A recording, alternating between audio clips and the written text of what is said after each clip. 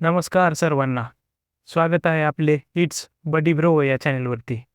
हळूहळू MahaDBT2 ही website पूर्णपणे कार्यरत व्हायला सुरुवात झालेली आहे. परंतु अद्यापपर्यंत मागील वर्षाच्या ॲप्लिकेशनचा डाटा अजूनही MahaDBT2 या वेबसाईटवर पूर्णपणे मायग्रेट झालेलं नाही. यावर काम सुरूच आहे. पण MahaDBT2 या वेबसाईटवर अर्ज करायला मात्र सुरुवात झालेली आहे. तर तो अर्ज कसा करायचा याचा संपूर्ण लाईव्ह डेमो आपण या व्हिडिओमध्ये पाहणार आहोत. तर सुरू करूयात. सुरुवातीला आपल्याला गुगलवर mahadbt2.maharashtra.gov.in ही वेबसाईट टाकून घ्यायची आहे. ही वेबसाईट टाकल्यानंतर आपण आपल्या MahaDBT2 या वेबसाईटच्या डॅशबोर्डवर जाताल. त्या डॅशबोर्डवर गेल्यानंतर राईट साईडला वरच्या बाजूस लॉग इन ऑप्शन दिसेल आपल्याला. त्या ऑप्शनवर क्लिक केल्यानंतर आपल्याला 2 पर्याय दिसतील. यामध्ये एक येणार नागरिकांसाठी लॉग इन आणि दुसरे येणार MahaID शिवाय लॉग इन करा. नागरिकांसाठी लॉग इनमध्ये आपल्याला MahaID असणं गरजेचं आहे. ते कसं बनवायचं यासाठी आपण एक व्हिडिओ बनवलेला आहे. तो व्हिडिओ तुम्ही पाहून घेऊ शकता. आणि दुसरं येतं MahaID शिवाय लॉग इन करा. तर आपण दोन्ही पद्धतीने या व्हिडिओमध्ये लॉग इन करून दाखवूयात आणि अर्ज भरून दाखवूयात. तर सुरुवातीला आपण MahaIDचा वापर करून लॉग इन करूयात. तर नागरिकांसाठी लॉग इनवर मी क्लिक करतो. क्लिक केल्यानंतर आपल्याला असा इंटरफेस ओपन होईल. त्यामध्ये आपल्याला आपली MahaID टाकून घ्यायची आहे. जी काही 11 अंकी MahaID आलेली आहे ती आयडी आपण टाकून घ्यायची आणि ते टाकल्यानंतर लॉग इन या बटनावर क्लिक करायचं. आता लॉग इन या बटनावर क्लिक केल्यानंतर आपला जो रजिस्टर मोबाईल नंबर आहे त्या मोबाईल नंबरला OTP जातो. आलेला OTP आपण तिथे भरून घ्यायचा आणि OTP व्हेरीफाय करून घ्यायचं. OTP व्हेरीफाय झाल्यानंतर आपण आपल्या लॉग इनच्या डॅशबोर्डला येतो. तर अशा प्रकारे आपला हा लॉग इनचा डॅशबोर्ड येतो. तिथे आपण माय ॲप्लिकेशनवर क्लिक केल्यानंतर आपलं मागचा डाटा आपल्याला दिसतो. अद्यापपर्यंत डाटा मायग्रेशनचं काम झालेलं नाही त्यामुळे आपल्याला 0 दिसत आहे. तर अशा प्रकारे MahaIDचा वापर करून आपण लॉग इन होऊ शकतो. आता विदाऊट MahaID तुम्हाला लॉग इन करून दाखवतो. तर परत एकदा आपण डॅशबोर्डवर आल्यानंतर लॉग इन या बटनावर क्लिक करायचं. लॉग इन या बटनावर क्लिक केल्यानंतर खाली MahaID शिवाय प्रवेश करा याच्यावर क्लिक करायचं. त्याच्यावर क्लिक केल्यानंतर आपल्याला 12 अंकी आपला आधार क्रमांक टाका असं सांगतं. तिथं 12 अंकी आपला आधार क्रमांक टाकून खाली डिक्लेरेशनवर क्लिक करून पडताळणी करून घ्यायची. ते केल्यानंतर आपल्याला आपल्या रजिस्टर्ड मोबाईल नंबरवर OTP जातो आणि तिथं आपल्याला आपला ईमेल पत्ता विचारतो. इथे ईमेल हा चालू ईमेल द्यायचा म्हणजे जे काय भविष्यातील कम्युनिकेशन असेल ते आपल्याला ईमेलद्वारे आपल्या ईमेलवरही येतील. तर इथे ईमेल टाकून घ्यायचा आणि जो OTP आपल्या मोबाईलवर आलेला आहे तो OTP टाकून त्याच्या खाली OTP सत्यापित म्हणजे व्हॅलिडेट करून घ्यायचा. OTP व्हॅलिडेट केल्यानंतर आपल्याला चेंज पासवर्डचा डॅशबोर्ड दिसेल. तिथे आपल्याला पासवर्ड टाकून घ्यायचा आहे. आता पासवर्ड कशासाठी घेतला हे माहीत नाही कारण प्रत्येक वेळेस लॉग इन करताना आपल्याला हा OTP आपल्या आधारला जो लिंक मोबाईल नंबर आहे त्याच्यावर OTP जातो. त्यामुळे ते OTP टाकल्याशिवाय लॉग इन होत नाही. पण आता ह्याने पासवर्ड कशासाठी घेतला याची काही आयडिया नाही. परंतु आपण प्रोसेस करूयात. पासवर्ड रिसेट करूयात. 2 वेळा पासवर्ड टाकून आपण पासवर्ड अपडेट करूयात. आता अपडेट पासवर्ड झाल्यानंतर आपल्याला कन्सेंट मागते. ते कन्सेंट व्यवस्थित त्या वाचून खाली डिक्लेरेशनवर क्लिक करून घ्यायचं आणि डिक्लेरेशनवर क्लिक केल्यानंतर आय ॲग्री या बटनावर क्लिक केल्यास आपण आपल्या लॉग इनच्या डॅशबोर्डला आपण जातो. सेम मागा जसा डॅशबोर्ड आला होता तसाच या प्रकारे डॅशबोर्ड येतो. तर अशा प्रकारे आपण दोन्ही पद्धतीने लॉग इन करू शकतो. आता आपण एक पोस्ट मॅट्रिक स्कॉलरशिपचा अर्ज भरूयात. आपल्याला वरच्या साईडला कॉलम दिसत आहेत. त्यात पहिला आपलं स्कीम टाईप घेऊया पोस्ट मॅट्रिक स्कीम. आता डिपार्टमेंट सिलेक्ट करूया. डिपार्टमेंटमध्ये मी social justice and special assistance select करतो. तुम्ही कुठलेही करू शकता. प्रोसेस सेमच आहे. आणि स्कीम आपण आता मी इथे government of India post matric scholarship निवडतो. इथे खाली येते तर पुढे अप्लायवर क्लिक करतो. अप्लायवर क्लिक केल्यानंतर आपला जो डाटा आहे तो व्हेरीफाय होतो आणि आपण इलिजिबल आहात का ते चेक होतं. ते झाल्यानंतर कुठल्या इयरसाठी आपण अप्लाय करायचं तर मी 2026-27 निवडतो आणि प्रोसीड टू अप्लायवर क्लिक करतो. त्यानंतर ॲप्लिकेशन फॉर्म पूर्णपणे फेच होतो आणि जो काही आपला प्रीफिल्ड डाटा आहे आधारच्या बेसिसवर तो पूर्ण डाटा आपल्या फॉर्ममध्ये येऊन जातो. आता जो डाटा भरलेला नाही फक्त तो डाटा आपल्याला भरायचा आहे. बाकी सगळा डाटा आधार बेसिसवरून भरून येतो. आता त्यातला पहिला पॉइंट येतो की आधार बँक लिंक स्टेटस. आता हे अत्यंत महत्त्वाचे आहे. अगोदर आपलं बँक आणि आधार हे लिंक आहे का हे आपल्याला खात्री करणं गरजेचं आहे.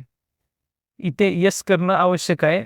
जर तुमचा आधार आणि बँक लिंक नसेल तर तुम्ही बँकेत जाऊन लिंक करू शकतात किंवा घरबसल्याही करू शकतात. याबाबत मी NPCIवर एक व्हिडिओ बनवेन जे 2-3 मिनिटात आपण आधार आणि बँक कशी लिंक करायचं ते तुम्हाला समजून जाईल.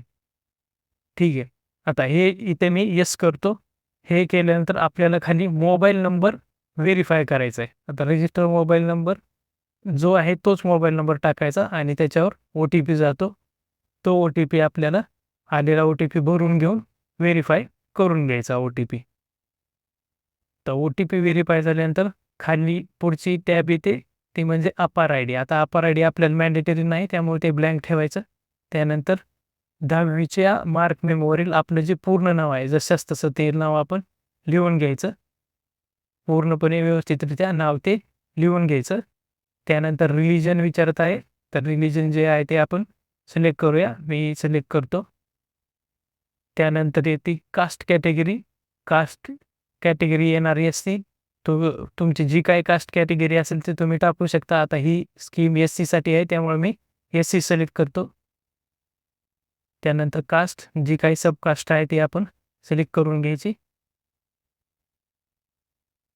आता कास्ट सिलेक्ट केल्यानंतर पुढे दिसते तुम्हाला कास्ट सर्टिफिकेट नंबर.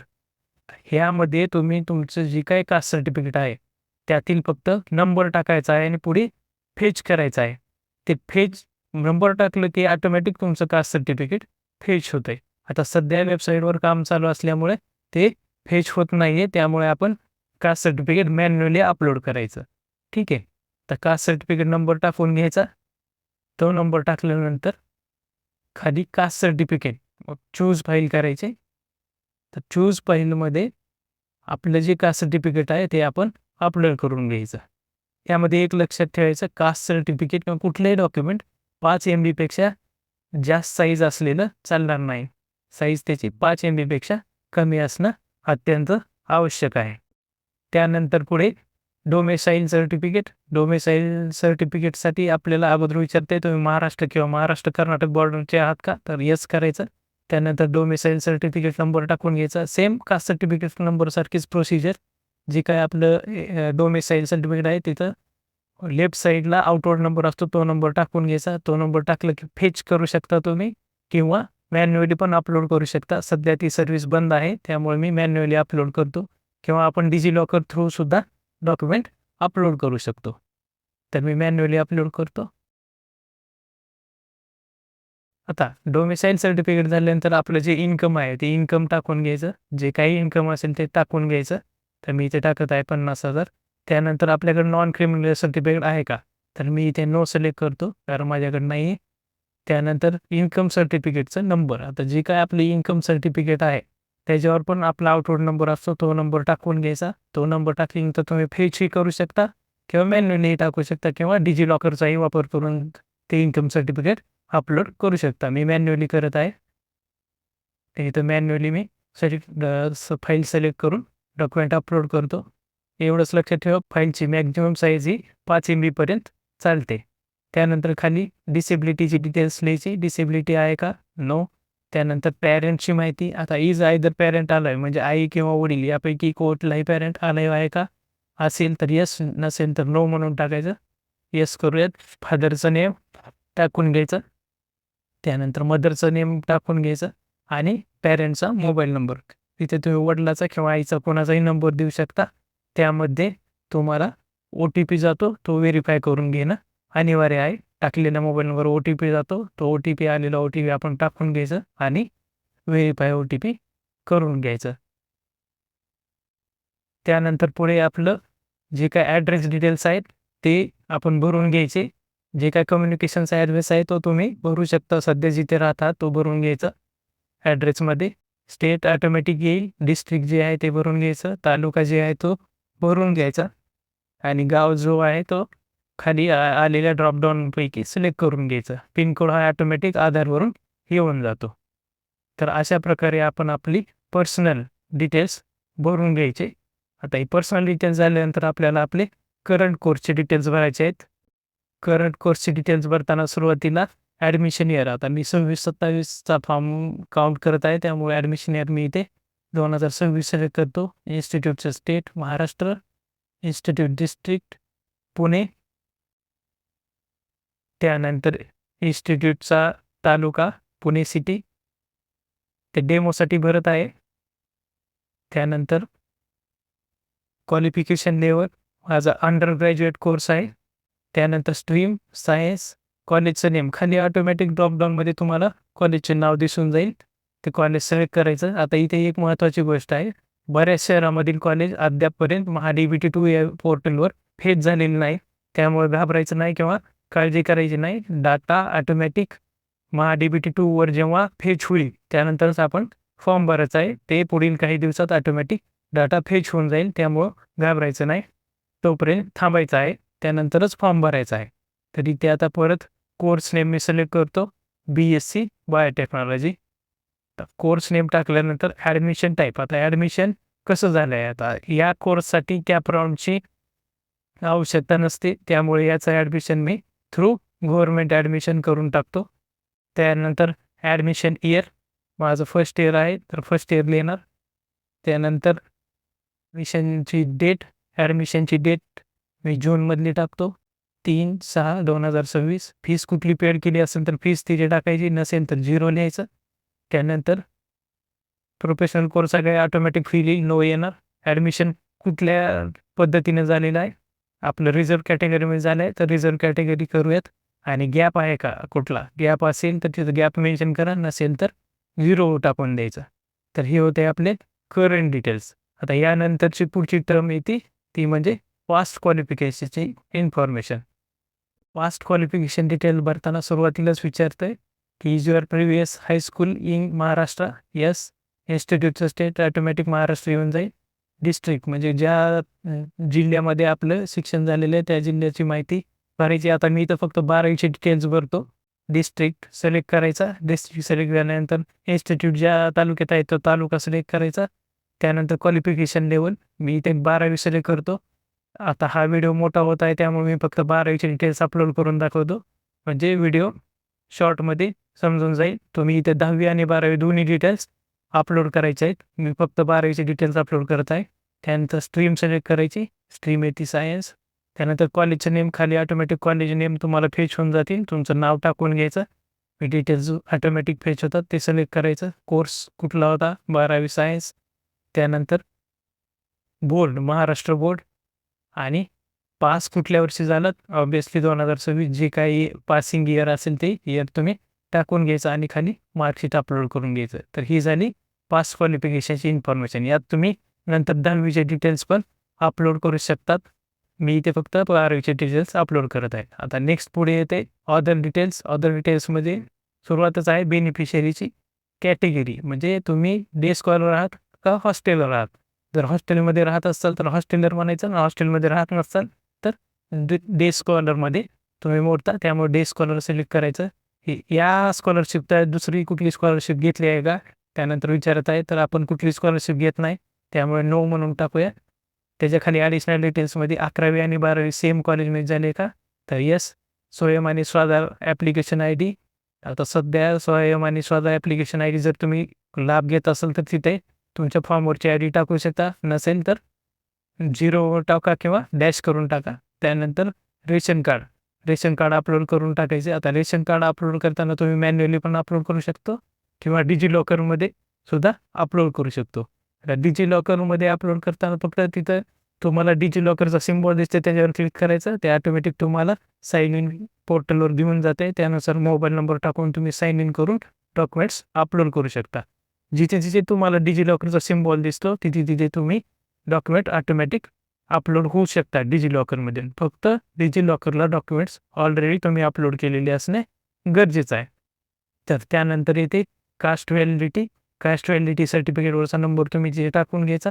सेम तसंच कास्ट व्हॅलिडिटी सर्टिफिकेट तुम्ही मॅन्युअली अपलोड करू शकता किंवा डिजिलॉकर थ्रू अपलोड करू शकता, तिथे अपलोड करून घ्यायचं. त्यानंतर TC पण तसंच तुम्ही डिजिलॉकर आणि मॅन्युअली दोन्ही प्रकारे अप्रूव्ह करू शकता. नेक्स्ट, ऑर्फन आहात का? तर नो असल्यामुळे ऑर्फन सर्टिफिकेटचा विषय येत नाही. प्रिन्सिपल रिकमेंडेशन असेल तर तुम्ही तिथं अपलोड करू शकता, नसेल तर अपलोड करायची आवश्यकता नाही.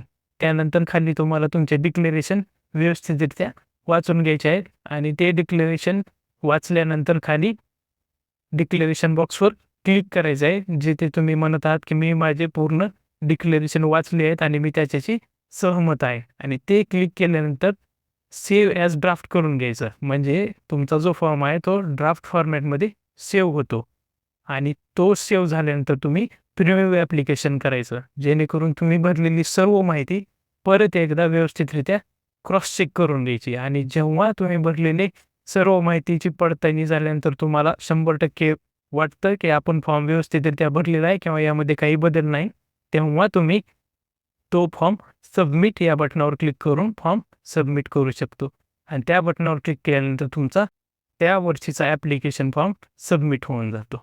तर अशा प्रकारे आपण आपल्या महा-डी-बी-टी 2 या वेबसाईटवर ॲप्लिकेशन फॉर्म भरू शकतो. जर हा व्हिडिओ तुम्हाला आवडला असेल तर या व्हिडिओला लाईक करा, चॅनलला सबस्क्राईब करा आणि काही अडचणी असतील तर कमेंट करा. फक्त महत्त्वाचं एकच आहे, ही वेबसाईट सध्या वर्किंग स्टेजमध्ये आहे. त्यामुळे या वेबसाईटवर आणखीन बराच डाटा मायग्रेट व्हायचा राहिलेला आहे. फक्त वेट करा. जेव्हा ऑटोमॅटिक ही साईट व्यवस्थितरित्या चालू होईल तेव्हा तुमचा पूर्ण डाटा तुम्हाला फेच झालेला दिसेल. Thank you.